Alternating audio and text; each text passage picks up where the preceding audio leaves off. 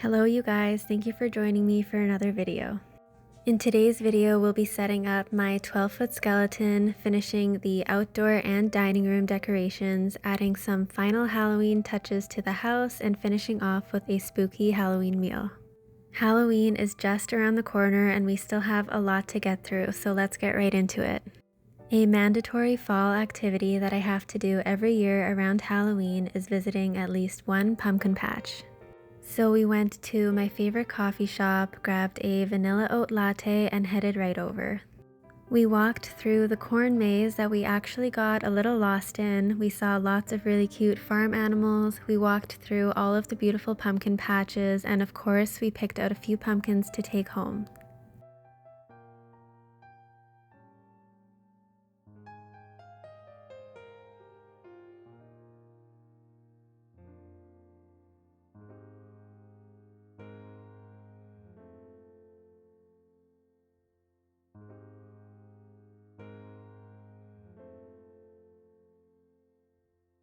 Now that we're back home, let's start setting up our 12-foot skeleton. This is definitely a two-person job, so if you buy one of these for yourself, make sure you have someone to help you set it up.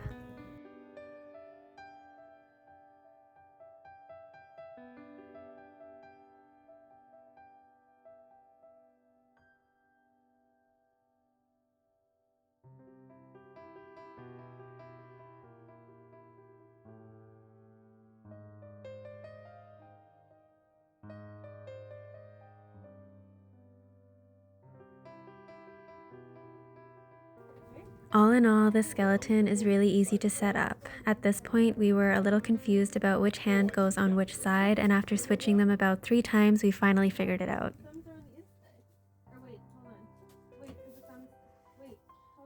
have the.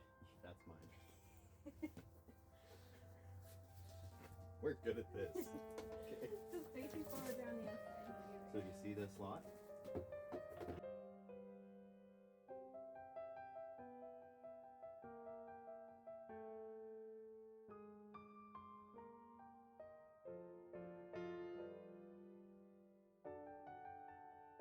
For those of you who are interested, I did purchase a skeleton from Home Depot. I have seen people set him up in a few different ways, and the instructions actually say to lay him over the box that he came in for a few different parts, but we decided to lay him on the ground to make it a little bit easier. The instructions also say not to move him once he's been fully assembled, so this was probably a bit of a no-no, but it was the only way to get him to the spot that I wanted him to stand in. We also didn't place him on a smooth surface since we put him on the rock bed in the garden, but it doesn't look like he's at a high risk of falling down, so I think it'll be just fine. We secured him with some rocks as well as some of the supporting parts that he came with, and I honestly couldn't be any happier with how it turned out. He looks so cool, especially at night when we can turn on his light up eyes, and I think the spot that we placed him is absolutely perfect. This is definitely going to be our best Halloween yet. We have a few more decorations to add to our outdoor area, so let's start with our floating witch hats. For these, you're going to want to buy whatever witch hats you'd like, and then we're going to use some floating candles. I'll have the floating candles that I use linked in my Amazon favorites down below, but if you're not worried about having your hats light up at night, then you can skip the candles and just use some fishing line. In this little clip here, I'm trying to demonstrate how to pull the candle into the top of the hat using a needle. I actually didn't have a needle that was big enough to fit the fishing line in, so I had to improvise a little bit, but I hope that made sense. The nice thing about the floating candles is that they come with a sticky tab so you can really easily hang them, but if you decide not to use the candles, most stores have sticky tabs or hooks that you can purchase and use instead. Now it's time to add some new pumpkins. The first 2 are from my own little garden pumpkin patch that I was super proud of this year. It grew 6 pumpkins. When we visited the pumpkin patch, we picked up these 2 little gourds as well as these 3 pumpkins that are covered in warts and are a little ugly, but I honestly always like pumpkins that are a little bit on the ugly side. We also picked up 4 large pumpkins from our local grocery store. I'm putting them here for now, but these will be pumpkins that we'll be carving later on and then putting back outside. This is the most pumpkins that I've ever added to my front door area, and I absolutely love it, and it's even better that 6 of them came from my own garden.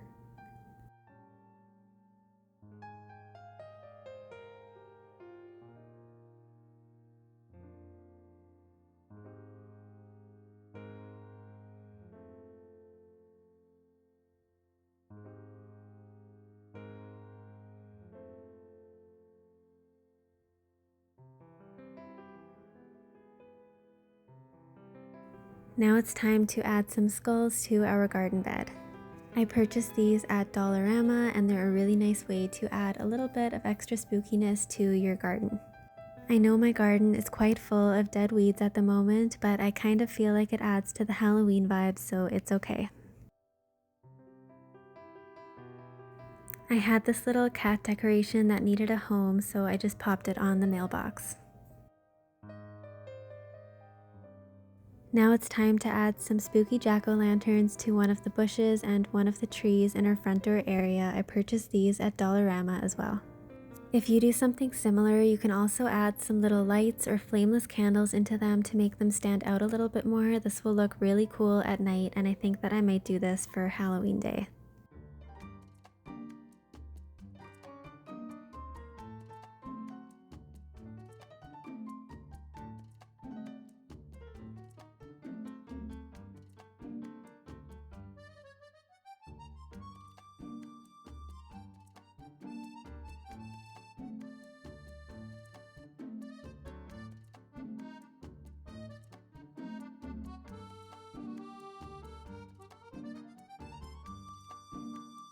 Now let's take a look at how the outdoor area turned out. It's nothing crazy, but I am quite happy with it. Like I mentioned in a previous video, we do get a lot of rain and wind here, and we've had some crazy storms blow through in the last few days, so I do need to be a little bit mindful of the types of decorations that I put out to make sure that they don't blow away. Now that everything's set up, I can't wait to hand out candy on Halloween night. I actually have one more skull decoration in one of the bushes in my front door area that I actually keep out all year round. He's pretty funny.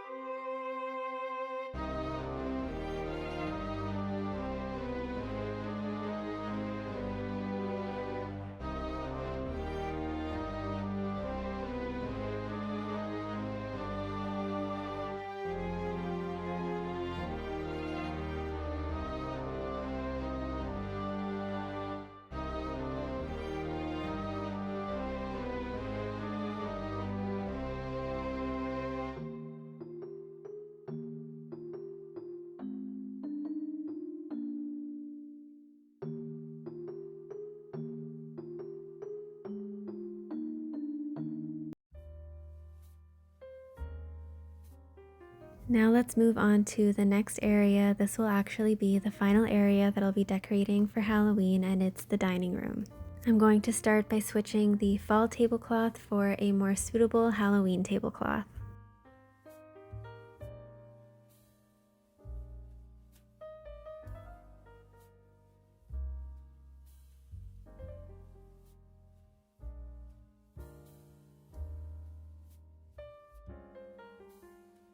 Next, I'll be hanging up another one of my DIY ghost wreaths. I have 2 more of these hanging up in different areas around the house, and if you'd like to learn how I made this, you can check out my latest DIY video.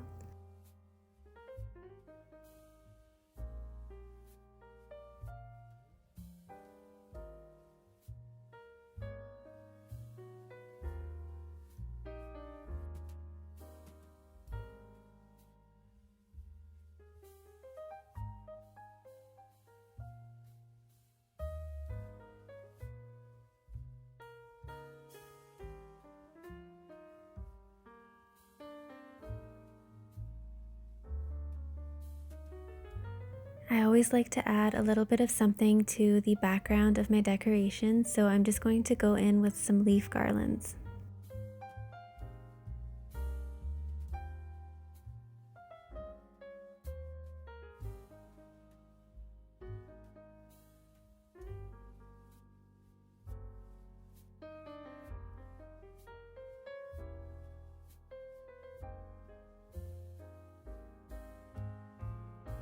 I'm also going to add some bat garlands around all of the windows as well to give it a bit more of a Halloween vibe.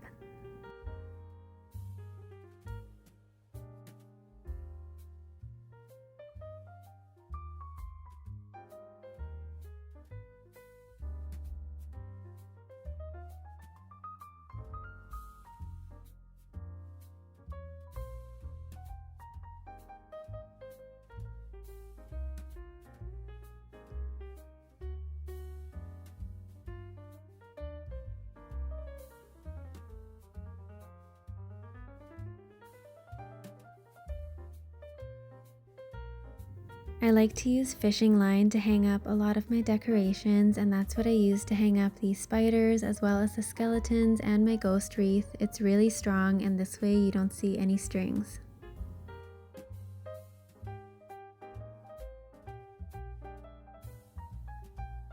This dining room area is where we keep our popcorn machine as well as our record player. It's a little bit random, but it is the most ideal spot for them since we use them both all the time. We just need to make them look a little bit more spooky.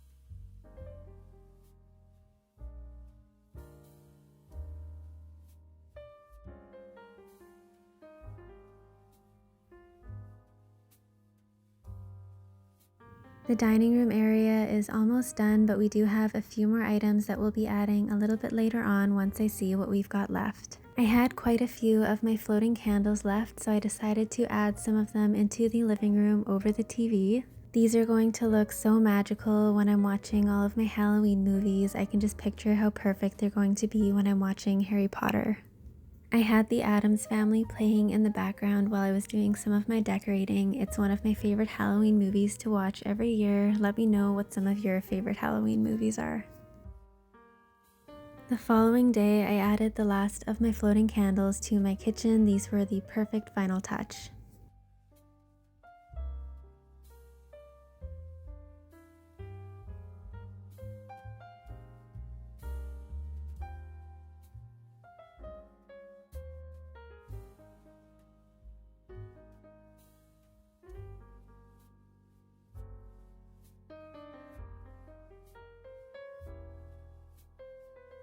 The way that I kind of decorate each year for Halloween is to go section by section, add what I think will look good, and then at the very end, I take all of the leftovers and find a home for them. These are the final decorations that I need to find a spot for, so let's go and do just that. These skeleton hand wine glasses are one of my favorite Halloween decorations. I got them at Winners quite a few years ago, and I love pulling them out every Halloween.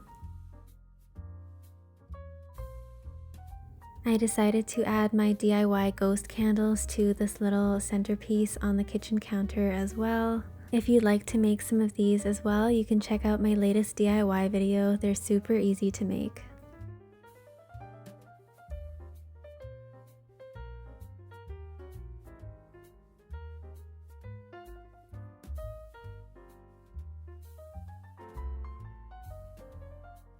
This little skull glass was actually a little vodka bottle, I believe, that my mom put in my Christmas stocking a few years ago, and I just kept the bottle because I really loved it.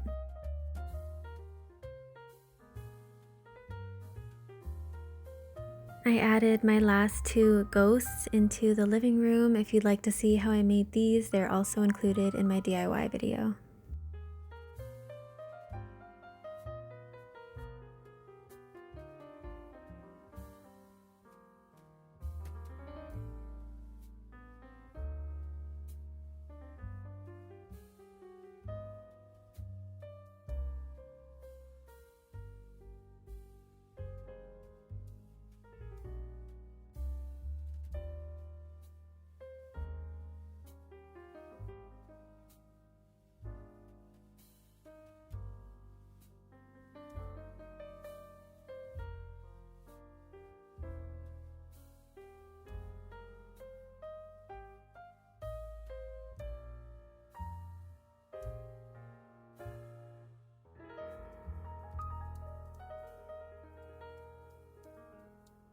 I had all these leftover skeleton hands, and I thought they were the perfect touch to my black and white fireplace section.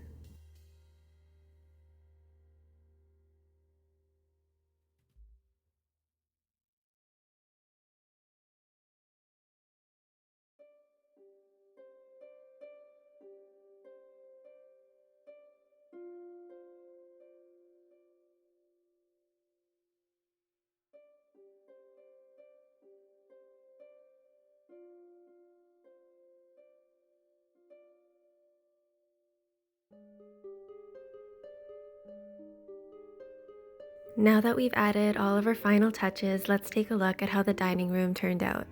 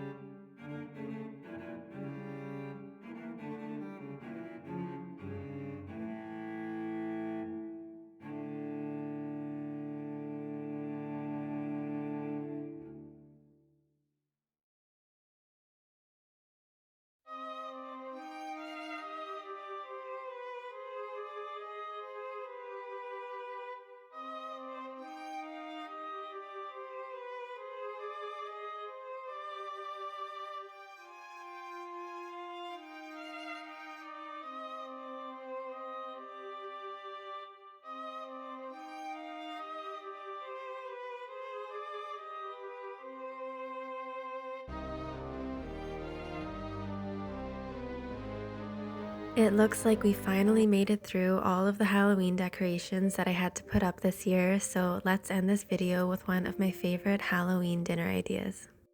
For today's dinner, we'll be making some stuffed jack-o'-lantern bell peppers. I'm going to be making a quinoa filling, but you can really make whatever filling you'd like. You just want to make sure that your filling isn't too saucy or liquidy because we'll be carving the bell peppers and we don't want all of the filling to be oozing out. I'm starting by adding 2 cups of quinoa to a pot and roasting it for a few minutes to bring out the flavor. Then I'll be adding 4 cups of water as well as a bouillon cube for a little bit of flavor. Now I'm just going to let that simmer for about 20 minutes, stirring in between until all of the liquid is absorbed and the quinoa is nice and fluffy. I'm going to be filling 4 peppers for tonight's dinner, so you can adjust your filling based on how many peppers you need. I did end up with some leftover filling.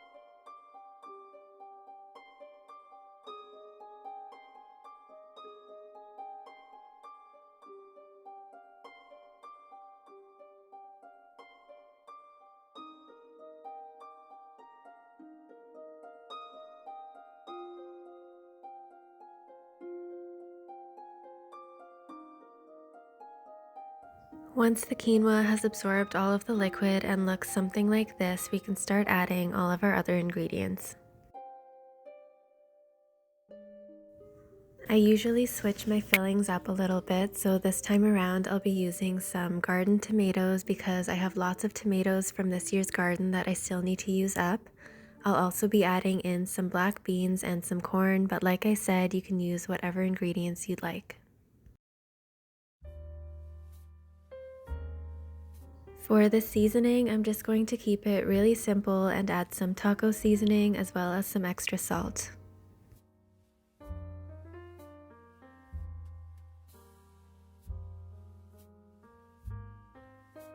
At this point, I split the filling into 2 separate portions and added a veggie ground into one and then ground beef into the other.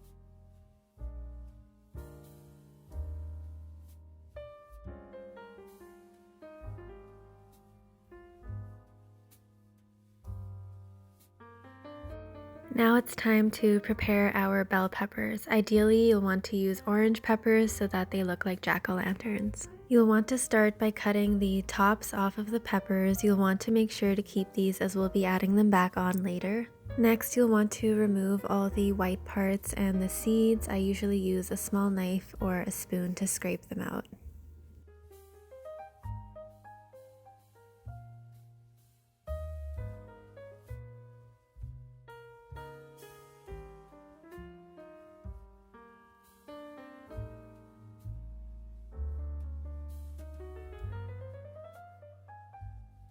Now we're just going to repeat that for however many peppers we need. When you're picking out your peppers, you'll want to look for ones that are a little bit on the larger side and try to find ones that have more of a flat bottom so that they can stand up nicely. Also keep in mind that you will be carving a jack-o'-lantern face into the pepper, so try to find one that has at least one fairly flat side. Now comes the fun part, let's carve our jack-o'-lantern faces.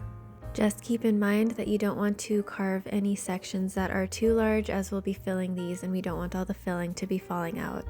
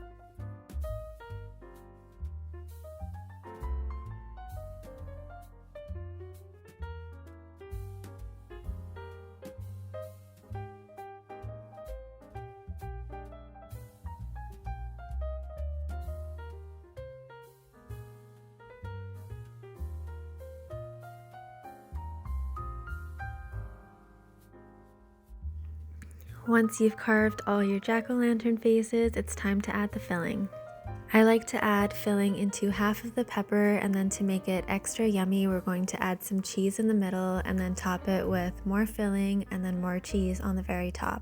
I'm using a dairy-free cheese on the peppers with the veggie ground filling and a regular cheddar cheese on the peppers with the ground beef filling.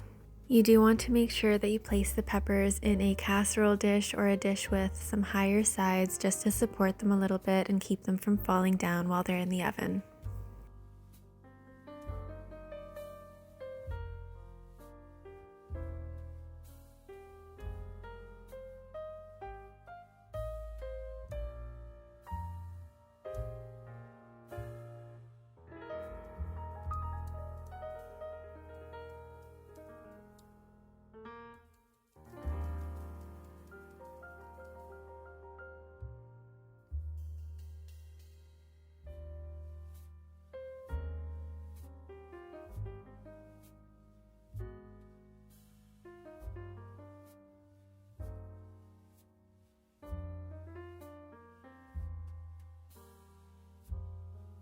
Once all of your peppers are filled, you can arrange them in your casserole dish in a way that will keep them standing up nicely.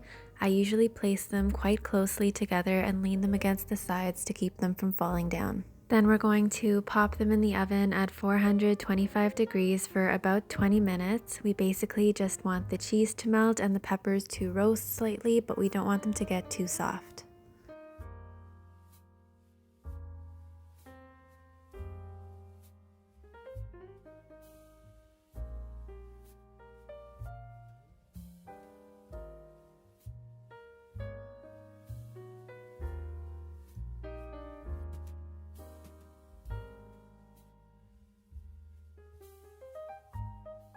Once our peppers are baked and out of the oven, we can add the tops back on from earlier to make it look like the pumpkin stems.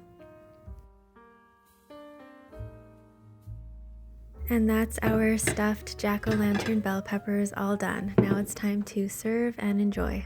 These peppers are so fun and so easy to make. They're one of my favorite meals to make every year around Halloween.